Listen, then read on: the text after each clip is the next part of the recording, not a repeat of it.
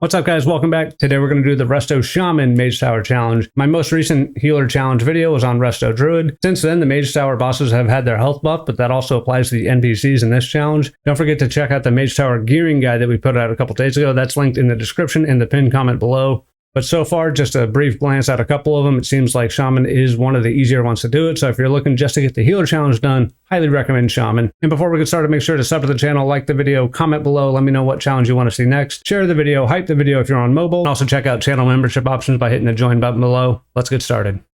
So first phase of the healer challenge is just various waves of these undead mobs. You have archers, mages, risen soldiers. They all do a variety of things.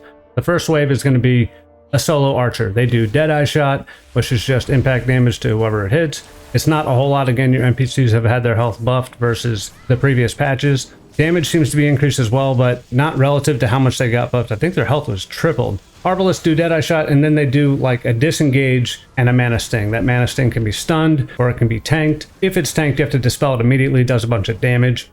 And in the second wave, we have another archer, and then we add a mage. The mages will cast Arcane Blitz. This will do damage, and then put a buff on that mage. You can see it's purgeable. You can also kick the Arcane Blitz. There are even periods where the buff will just fall off in between successful casts. But that mana sting is going to go out from the Arbalist. You want to use an NPC to block it, then dispel it, or you can, use yourself to block it. And again, they're going to jump behind you, wherever that is. And so if you want to control your NPCs from having to run, from one end of the room all the way to the other, you can do that just by having your back towards the closest end. You could park right next to that Arbalist, put your back behind the wall, and they wouldn't go too far. Not a big deal. I just like watching the NPCs run around. And you see, I'm going to tank this one myself, and I instant dispel it. You want to be pressing that dispel as it goes out.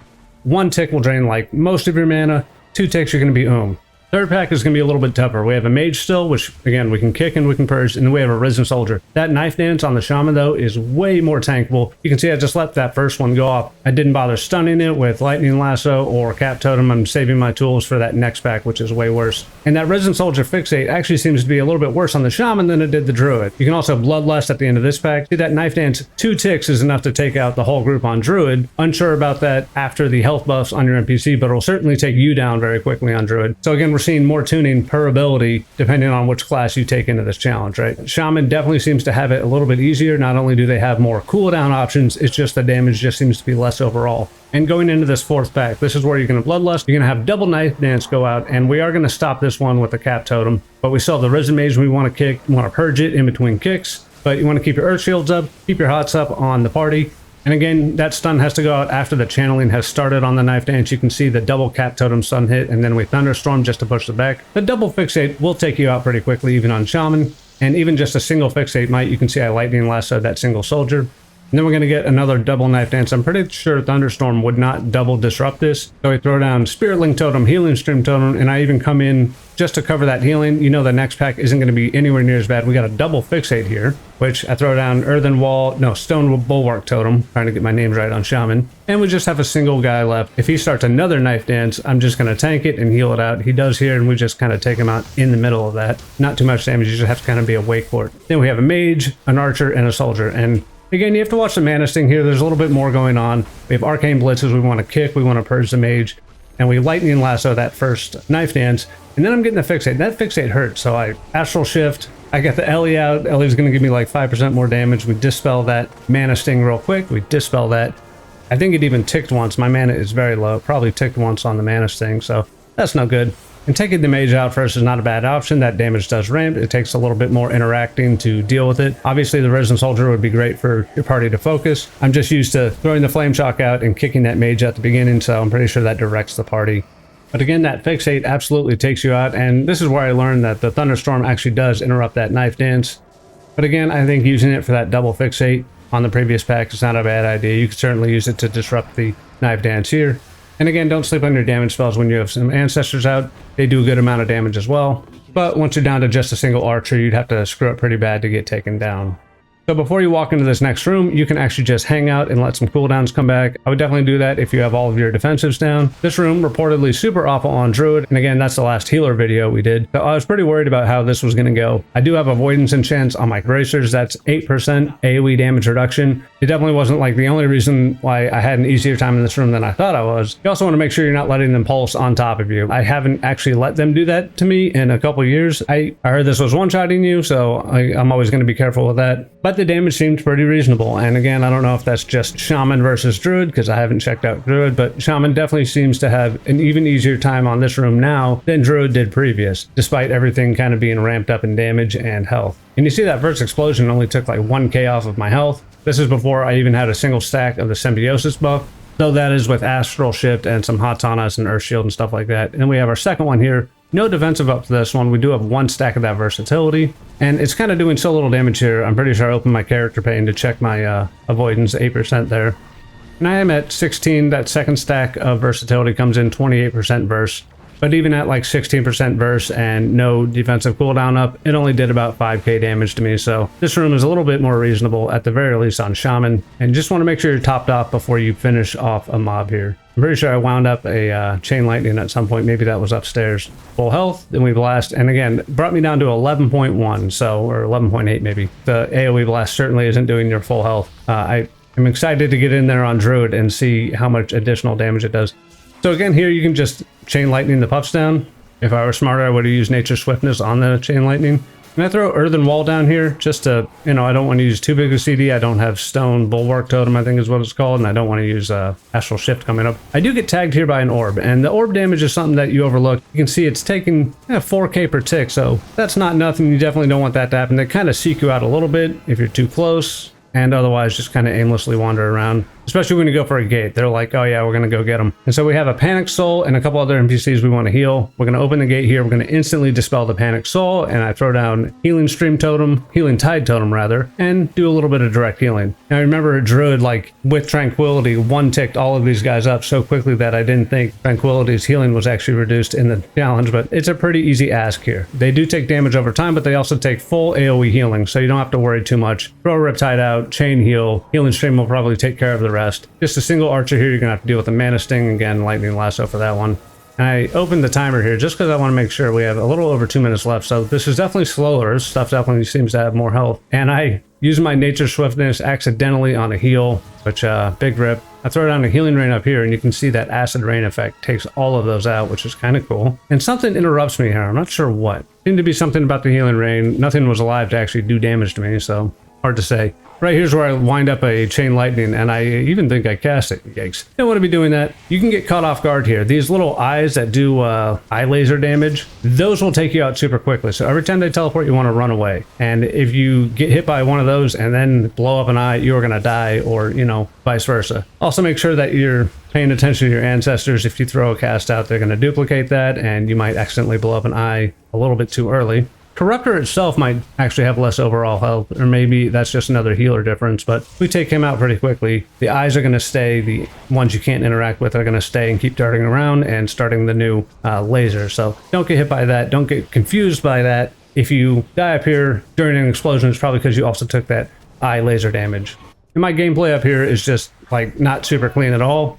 At the very least, maybe that gives hope to anybody else watching. I think I pull Riptide off my bars here. Sometimes the NPCs don't interact with healing frames too well, so maybe a good idea to have a way to cast spells on them, not through your healing frames, right? So the NPCs go to town on themselves. Their damage output didn't seem to be scaled up along with their health, or at least at the same rate, so beat on each other a little bit. Callie gets the worst of it. I think I eventually throw Earth Shield on her, and, I didn't use anything here. I should have Unleashed Life. I should have Nature's Swiftness. I did Nature's Swiftness here. So that first one gets healed up pretty easily, and then I throw, like, multiple healing waves and surges into this guy, and he gets no healing whatsoever, and I actually let 2 of them go through. The plan is just to let 1 of them go through, so you can have a little bit more downtime in between healing these guys and then dealing with Urgus.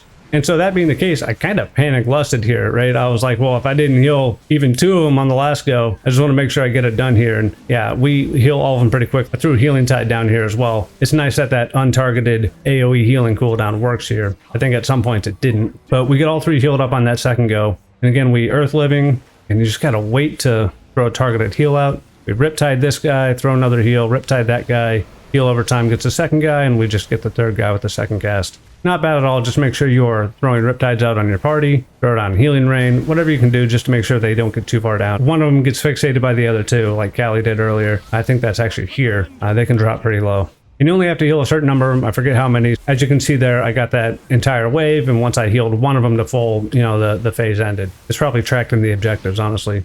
And so right here we have an Arbalist and a Soldier, so my party takes a second to react here. We have Knife Dance. I'm going to Lightning Lasso that. No reason to let it go. You don't really need it for the boss.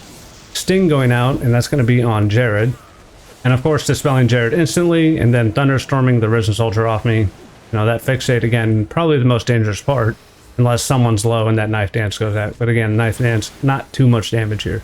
Mana Sting is going to be on me. I wouldn't really swing it into Granny or Callie, unless you do. And I think this was just pure accident. I thought I was just getting a little bit closer, getting away from that soldier, but Granny ended up taking it. Make sure you dispel her quickly. New Knife Dance, and I throw down a Cap Totem, swing that Mana Sting away, and ended up just getting the stun on that as well. So, and we knock back the Risen Soldier, and just an Arbalist left. You want to get to a side immediately because you're going to get jumped on, and we're going to get this debuff on us. This will explode and do damage to your party, increasing the amount of damage based on your full health. And oh boy, I had like a Riptide on me. I should have had a cancel aura for that. Even at full health, that explosion didn't do too much damage. Doesn't seem like it keeps up with the increased health that the NPCs had. And I'm like, okay, I'll stand here, make sure I'm much lower. But then I Riptide someone, and I get my double Riptide proc, and it threw it on me, which like full healed me, which is a wild thing to have happen. But mostly just keep your party topped off. If you can keep your health lower to this, the jump actually does a good amount of damage. Anything half health about is enough. I wind up that heal, so right after the explosion goes out, it tops me off, and then we're just dealing damage as best we can. Keep your flame shock up, spam your lava bursts, keep your party healthy. And it kind of sucks, all of your healing cooldowns are like big fat AoE healing or redistributions, right? You just got to be a little bit careful there. You might even want to look into having like a cancel aura for your hots. No, the jumping, we're just planning these around the room. Looks like we have plenty of time, but you don't want to have bad jumps because you can run out of room very quickly. And sometimes it just feels like that last little bit of health goes super slow. But we keep our shocks up, we get jumped on. I think I don't squeeze a jump into this corner here, though I kind of should have. We got a little lower than I wanted, but then Spirit Link Totem brings me back up. And at this point, it's important to know that if you get that debuff on you, it's still going to expire after the fight. So top your party off, let it explode, and then you're good to go. But again, it even seems at full health, that debuff is not going to explode on your party and like wipe you. And again, I didn't do Shaman last patch, but it's hard to say how much more difficult it is in this patch than last. The increased NPC health definitely seems to do wonders for certain things like that explosion at the end. Again, since that's based on your health, in fact, it's just a little bit easier to deal with. So, but even Shaman post-patch seems to be easier than Resto Druid. So currently my vote for the easiest healer to do this challenge on. It's not very demanding on your skills as a healer. Maybe it is if you're interacting a little bit less with the NPCs, but if you're a little bit of aggressive with them and make sure you're kicking the mage, purging the mage, stopping knife dances when you can, not taking full fixate damage, that's going to take a lot of pressure off how good of a healer you have to be. But even at the end, you don't have to be particularly great. It's kind of just show up and make sure nothing super catastrophic happens. And honestly, the most catastrophic thing that can happen, the double knife dance, does like no damage. And that explosion on the last fight also does no damage, given that your party's health has been maybe tripled. I know their health values were a little bit closer to the player in the previous patch, so that explosion did relatively more damage, but doesn't seem to be a problem here. It really doesn't. At this point, at least for Shaman, it seems to be a more just top your party up. You don't even have to worry about keeping your health at a low value. But yeah, that's it for Resto Shaman. Just for the record, I had Crystalline Radiance on my chest, Charged Armor Kit on my leg, Defender's March on my boots. Charged Armor Kit and Defender's March will give you a good additional health value. I have 15.5k here. Without those, you'll be closer to like 12k. And the Symbiosis Weapon Embellishment, I didn't even max that out. If you run that, you should also run the Writhing Armor Banding Embellishment and the Darkmoon Deck Symbiosis Trinket. Apparently the Darkmoon Deck Ascendance Trinket is giving you non-reduced stats. I know the Weapon Embellishment is properly nerfed in the challenge, but apparently the Trinket isn't. Again, I have the gearing guide linked in the description below and the pinned comment. Check that out if you're looking for gearing strategies for every character for the Mage Tower. All the challenge bosses had their health doubled. Their damage output definitely seems to be higher. It's a little harder to tell on the damage output, depending on what healer you're playing in the healer challenge, and given that the NPCs also had their health buffed. But definitely check that out. If you're doing a tank or DPS challenge, I definitely recommend checking that video out. It's going to help you a whole lot. Some of the challenges feel like you are just chopping down this massive tree, and the tree smacks you back pretty good. Again, depending on the challenge. But yeah, that's all I got for Resto Druid. And again, you can see you don't have to be a great Resto Druid to get the challenge finished. But yeah, I want to thank you guys for your time. Make sure to sub to the channel, like the video, comment below, share with your friends, check out channel membership options. You can hype the video if you're on a phone. That certainly helps with exposure. Thank you so much for your time. As always, I will catch you in the next one, and thanks for watching. Peace.